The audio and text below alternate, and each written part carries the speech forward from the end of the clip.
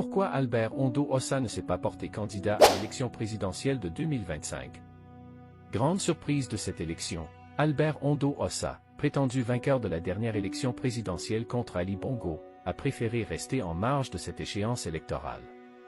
Si tu veux en savoir plus, regarde cette vidéo jusqu'à la fin.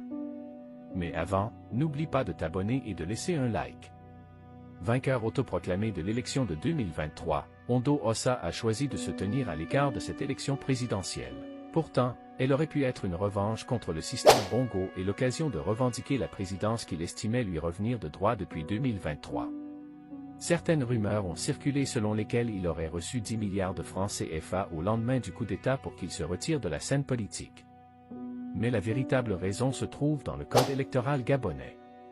En effet, le troisième tiret de l'article 179 stipule que l'âge maximum pour postuler à cette fonction est de 70 ans. Or, étant né en 1954, Albert Ondo Ossa est aujourd'hui âgé de 71 ans, ce qui le rend inéligible selon la législation en vigueur.